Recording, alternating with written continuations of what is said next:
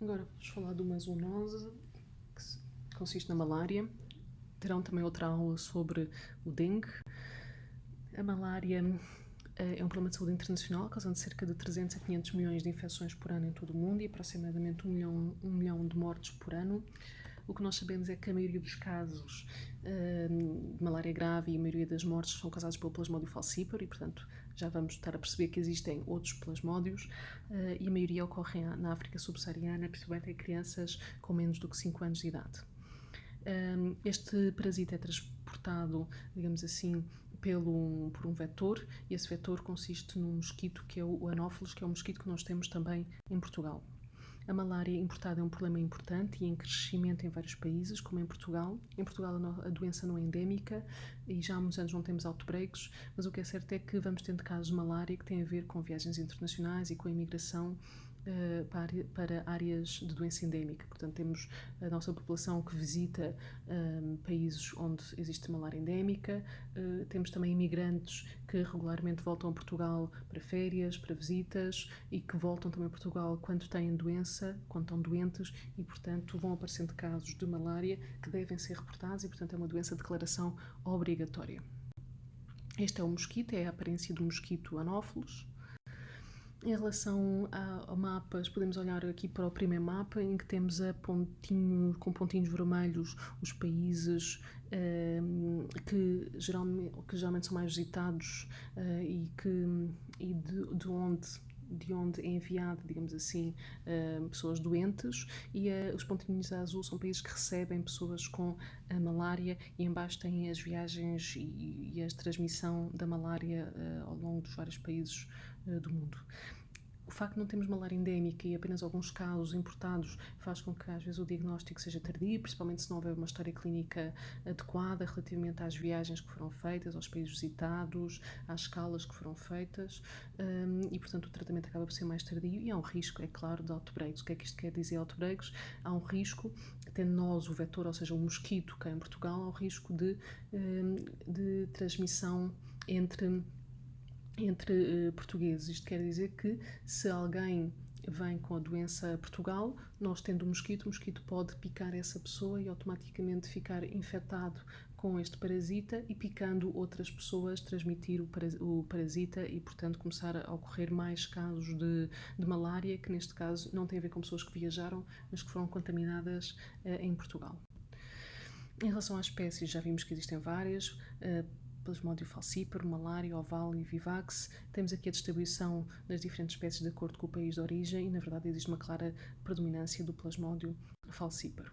Também na Europa temos a distribuição, isto é o mapa 2017. É claro, para haver estes dados tem que haver sempre reporte, tem que haver sempre notificação desta doença. Relativamente a fatores de risco para mortalidade, ou seja, quais são os doentes que têm maior risco de ter doença grave e de morrer com malária, são doentes mais idosos, doentes que viajaram para zonas endémicas, nomeadamente a África, Gâmbia, doentes que não fizeram quimioprofilaxia ou que não toleraram, que se atrasaram na procura médica e, portanto, esses doentes podem ter uma malária mais grave e é claro que o diagnóstico mais tardio faz com que seja numa fase em que possam existir várias disfunções de órgãos e, portanto, a reversão seja mais complicado.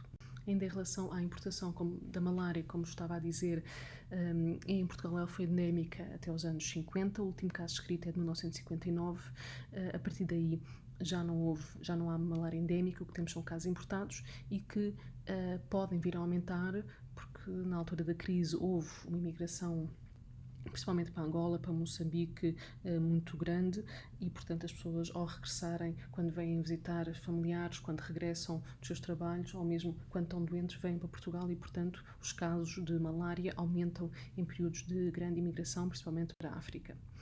Em relação à malária, é uma doença que, dada a sua prevalência e alta mortalidade, que está descrita e cuja literatura podem consultar em vários sites, nomeadamente na Organização Mundial de Saúde.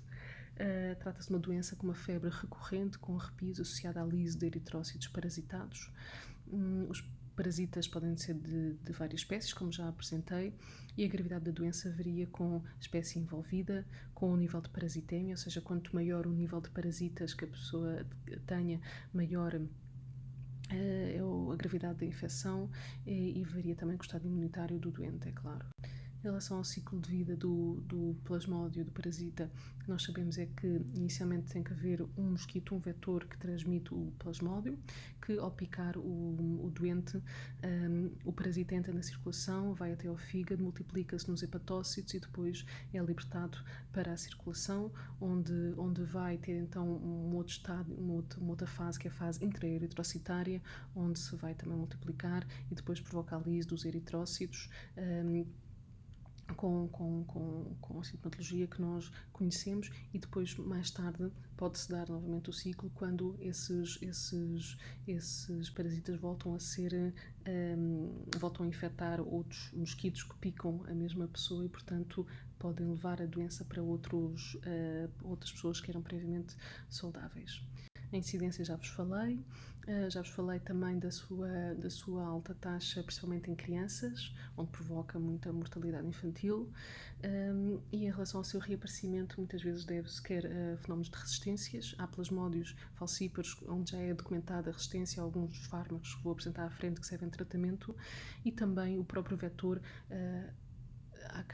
Em relação ao próprio vetor, há casos de resistência aos inseticidas, o que também limita ou dificulta a sua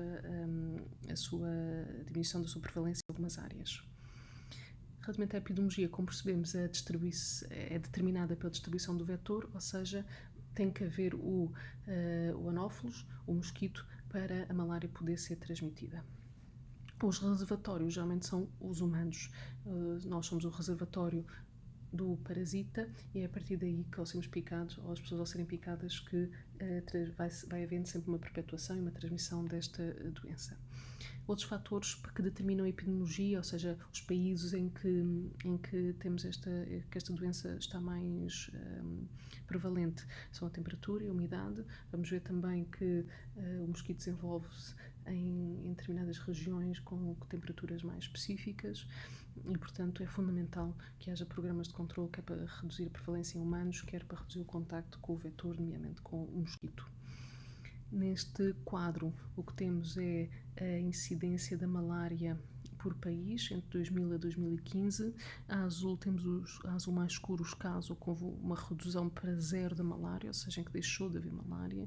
Depois a azul mais claro, em que houve uma redução da sua incidência, enquanto que a vermelho e a laranja temos os casos em que houve um aumento da sua incidência nestes 5 anos, 2000 a 2015. Em relação à patogenia, portanto, já tínhamos falado que esta é uma doença multifatorial, o plasmódio e que a sua gravidade depende essencialmente da parasitémia. Temos então que o plasmódio falciparum é o parasita mais mortal. Este invade essencialmente eritrócitos jovens e maduros e pode dar parasitémias tão grandes como superiores a 20%, a identificação de mais do que 20% de parasitas. Depois temos o plasmódio vivax e o oval, invadem apenas eritrócitos jovens, dá parasitémias mais limitadas, e o plasmódio malária invade apenas eritrócitos maduros e que também dá parasitémias mais baixas.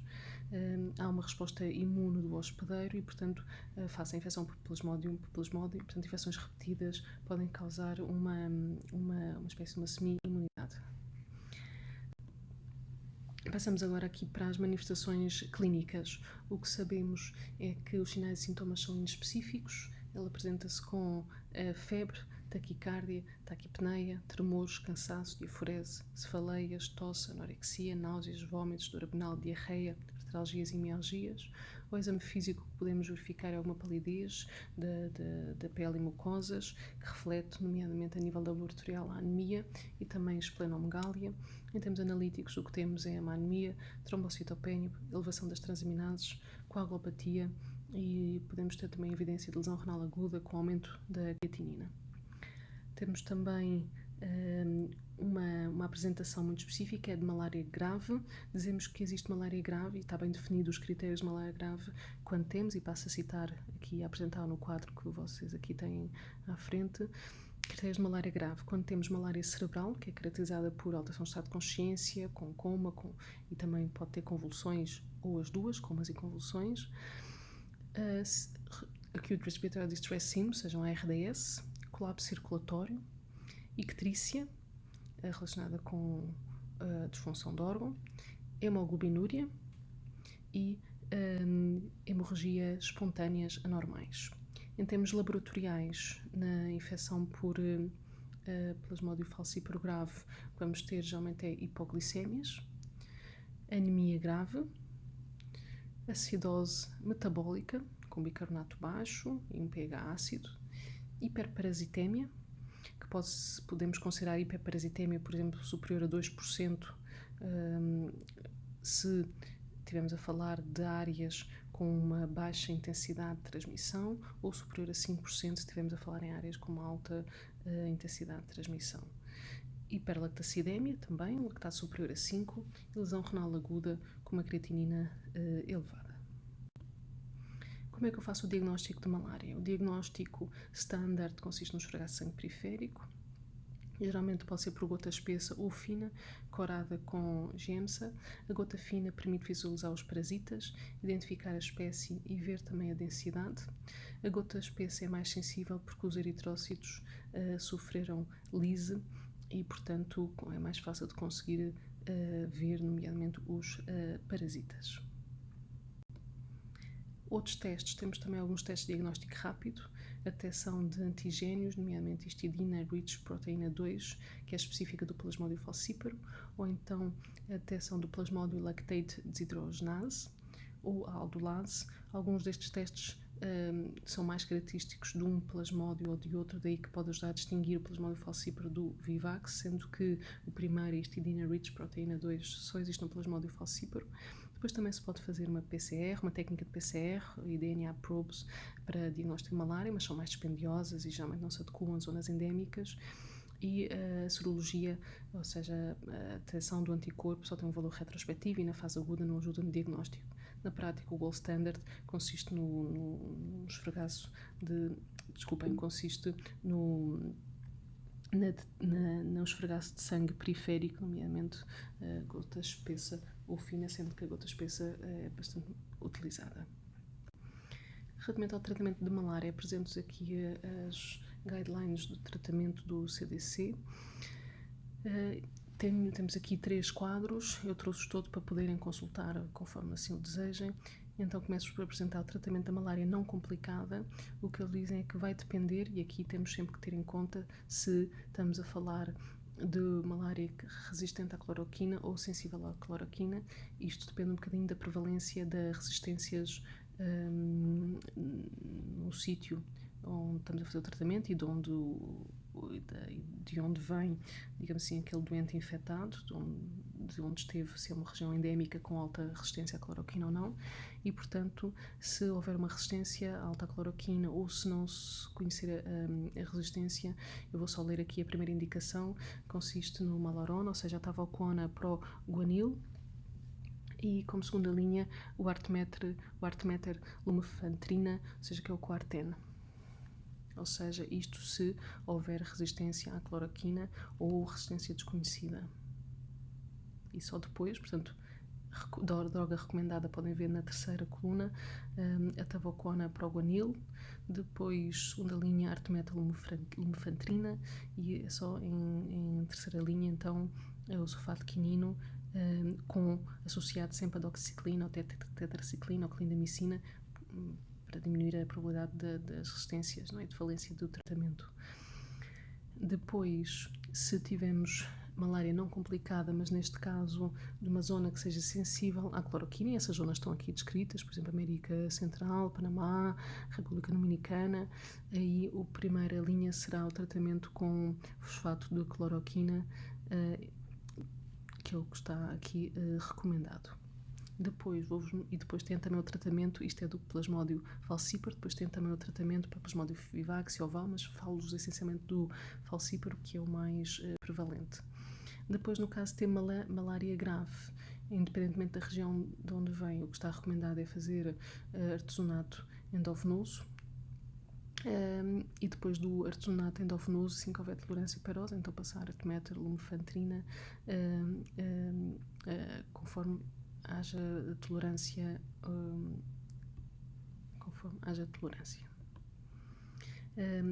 Uma informação importante é que agora já não está recomendada sanguíneotransfusão. O que é que isto quer dizer? Anteriormente estava nas recomendações que no caso de malária grave com uma parasitemia aumentada que estaria recomendado fazer sanguíneotransfusão. A sanguíneotransfusão é um método em que se retira parte do sangue do doente e que é substituído por sangue transfundido, concentrado eritrocitário que se transfunde. O objetivo é retirar grande parte de glóbulos vermelhos que estejam infectados, poder substituir por sangue não infectado e assim diminuir a parasitemia e diminuir a gravidade da doente. Contudo, não foi mostrado que esta técnica tivesse grandes resultados e, portanto, não está mais nas recomendações. Portanto, volto-vos a apresentar agora aqui o mesmo, mas da Organização Mundial de Saúde, da segunda edição, 2010, em que recomendação, novamente, para infecção por Plasmodium falciparum, malária grave, por Plasmodium falciparum no adulto, recomendado artesonato intravenoso, que deve ser usado e preferido em relação ao quinino. Portanto, antes utilizava-se muito o sulfato de quinino como primeira linha, agora o que está recomendado é o artesonato endovenoso nos casos mais graves de malária, ou seja, malária grave por Plasmodium falciparum. E eles têm aqui a justificação: o artesonato endovenoso mostrou reduzir significativamente o risco de morte na malária grave comparado com o quinino endovenoso. Para além disso, o quinino endovenoso tinha um problema, que era o problema das arritmias e o problema essencialmente da hipoglicemia. E eles dizem que o artesonato intravenoso também está associado a uma diminuição do risco de hipoglicemia e que também não foi mostrada nenhuma diferença em termos de sequelas neurológicas. Outras considerações: o artesonato oferece um número de vantagens sobre o quinino em termos de não requerer o controle, a monitorização do ritmo cardíaco e, portanto, é outra vantagem. Como eu estava a dizer, sempre que se fazia quinino anteriormente, tinha que se fazer sempre, para o caso de malária grave, era necessário fazer monitorização cardíaca e sempre controlar muito bem, porque a glicémia, e utilizar só os detrosados quando se fazia infusão de quinino, porque tinha um alto risco de hipoglicemia e, portanto, fazendo o artesonato endovenoso é mais eficaz do que o quinino e, para além disso, não tem estas complicações, o que é uma vantagem. Artesonato endovenoso, a dose que se utiliza é 2,4 mg por quilo, às 0, 12 e 24 horas, depois do diagnóstico, e depois uma vez por dia até tolerância feroz. Efeitos secundários: ele é bem tolerado, pode dar alguma possibilidade de hemólise após o tratamento, não requer monitorização e depois de haver tolerância à via oral, ou seja, do doente não está a vomitar e poder tolerar comprimidos, aí começa-se o ortimetallumefantrina e dá-se 4 comprimidos às 0 horas, às 8 horas, às 24, às 36, às 48 e às 60 horas.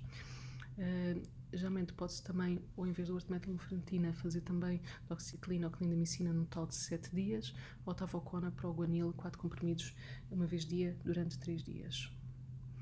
Em relação ainda a este tópico, durante muito tempo nós não tivemos artesonato endovenoso disponível. Há ainda alguns hospitais que não têm artesonato endovenoso disponível e nesse caso temos que se fazer o quinino endovenoso. Nunca esquecer monitorização cardíaca e monitorização da glicémia e começar logo com soros destrosados. A dose do quinino será 20 mg por quilo, há uma dose de carga e depois 10 mg por quilo cada 8 horas. Efeitos adversos: chinchonismo, que dá, ou seja, um tinitos, dificuldade visual, com uma visão turva e náuseas. Geralmente isto é reversível quando se acaba a infusão do quinino, principalmente esta impressão nos ouvidos é reversível e isso já foi claro e já vi vários casos semelhantes. E nunca se esqueçam, para além do chinchonismo, também pode dar origem à hipoglicemia e prolongamento do intervalo QT. Monitorizar sempre a glicemia capilar, cada 2 a 4 horas, ECG para monitorizar o intervalo QT e fazer a correção sempre à frequência cardíaca e, portanto, durante a infusão, necessária monitorização cardíaca contínua pelo risco das arritmias, por prolongamento do QT.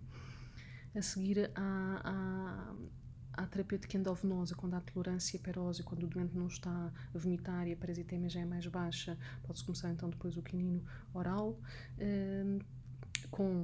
associado depois a doxiciclina ou clindamicina pode ser opções terapêuticas mas isto, como vos digo, se houver artesanato endovenoso, é o que está recomendado como primeira linha, só se faz o quinino no caso de não estar disponível no hospital artesanato. Prevenção, deve-se fazer prevenção com profilaxia química. Aqui é fundamental recorrer-se a uma consulta do viajante, onde pode ser, onde é prescrita quimioprofilaxia para se fazer antes da viagem e durante o tempo inicial em que a pessoa está nesse país. E, portanto, consultas de viajantes são fundamentais para quem vai viajar, principalmente para zonas da África, onde existe uma alta prevalência de malária. É fundamental também o controle do vetor, portanto, diminuir o risco de ser picado pelo mosquito, reduzindo a exposição com repelentes, redes mosquiteiras, o que é que seja, e também a vacina antimalárica está em estudo, vou-vos falar um bocadinho mais à frente. Só aqui um bocadinho de história relativamente ao artesanato. O artesanato vem, digamos assim, da artemisina. A artemisina é também conhecida por, não sei se sei pronunciar, quingaoso, ou seja, ela é extraída das folhas da artemisina annua, que era também conhecido como o absinto doce, e foi utilizada na China no tratamento da febre durante mais de 1000 anos. Ela atua rapidamente e é ativa com todas as formas de plasmódio, e é ativa em todas as fases também do ciclo de vida do parasita. Parece um pouco inativa quanto às formas do parasita extra-eritrocitário.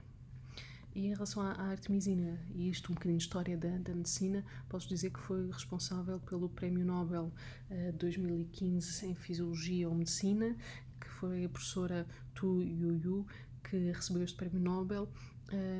E o que é certo é que a artemisina foi descoberta durante a Revolução Cultural Chinesa, em 1970. Alguma ajuda também que foi requisitada pelo Vietnã para combater a malária, e isto levou a que o governo chinês lançasse uma operação secreta para se tentar descobrir um tratamento para a malária. E o que é certo é que foram pesquisadas várias receitas, mais de 2000 receitas de fármacos e de plantas para tratamento da malária, e aparece então esta tal planta, que já vos falei no slide anterior, a artemisina annua, aparece numa destas receitas, foi testada. Inicialmente percebeu-se logo que conseguia inibir o parasita, mas não era estável, até que depois, consultando livros históricos, a professora conseguiu perceber, livros históricos com cerca de 1700 anos, conseguiu perceber que não estava a conseguir uma estabilidade desta molécula porque estava a utilizar uma infusão com água quente, e a partir do momento em que se apercebeu neste livro histórico da necessidade de água fria para obter então uma estabilidade da molécula, conseguiu isolar a artemisina, desculpem, e ganhou o Prémio Nobel por conta desta descoberta. E a primeira vez que foi utilizado foi em humanos, foi nas ilhas Hainan, em 21 doentes, e conseguiu assumir a emissão da replicação parasitária, uma morte parasitária em 95% a 100%, e portanto foi um sucesso e que lhe valeu o Prémio Nobel da Fisiologia e Medicina. Mais recentemente podem ver, por exemplo, várias publicações que mostram a superioridade do artesanato em relação à quinina no tratamento da malária grave a Plasmodium falciparum. Uma delas, por exemplo, num jornal amplamente conhecido, no Lancet, publicado em 2005, em que vem que relativamente ao artesanato comparado com o quinino, as pessoas que fizeram o artesanato, houve uma melhoria da sobrevida relativamente ao quinino.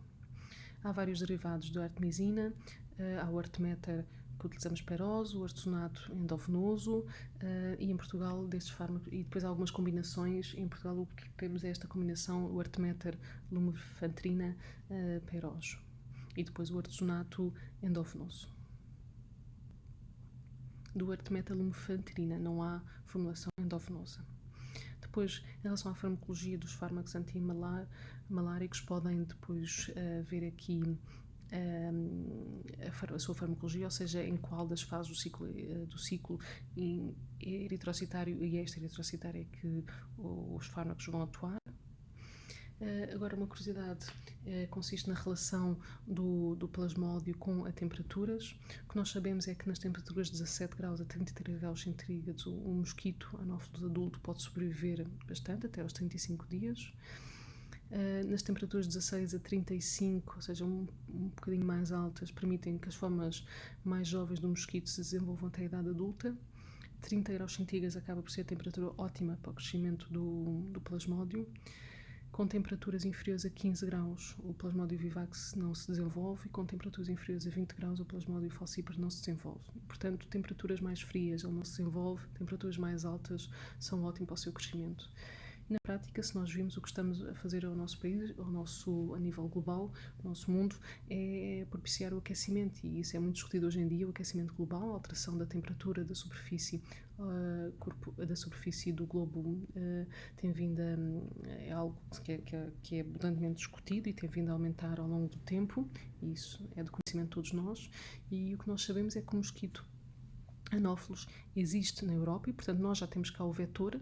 A partir do momento em que o parasita começa a chegar e a ser mais transmitido, é natural que mais casos comecem a aparecer, e até porque podem começar a existir outbreaks de infecção por malária, e isso é um risco que corremos. Portanto, temos o vetor, temos muitos casos importados, está a haver um aumento da temperatura e, portanto, é mais fácil do parasita se desenvolver e, portanto, estão-se a criar condições para poderem surgir outbreaks ou até países que voltem a ter doença endémica. Algo que temos de estar atentos e que temos de ter cuidado. Para terminar, só um slide relativamente à ave. Concluí então com algumas informações simples, a dizer que a prevalência dos casos de malária importados provavelmente vai aumentar em Portugal. Se houver mais crises económicas e mais necessidade de importação, é natural que essa prevalência aumente mais. Malária importada é uma emergência médica, principalmente em doentes não imunizados. Com tratamento atempado e agressivo, o prognóstico é bom, mas tudo o que leva a um atraso no diagnóstico aí agrava a apresentação clínica e aumenta o risco de mortalidade. Daí que, volto a repetir, é fundamental uma história clínica bem feita, que englobe sempre viagens e passagens por vários países ou contacto com pessoas que tiveram viagens recentes. A artemisina e os seus derivados são o fármaco de escolha, são ativos em todas as fases do ciclo de vida do parasita, a resposta clínica laboratorial é rápida, geralmente são bem tolerados. E assim termina a minha apresentação. Muito obrigada.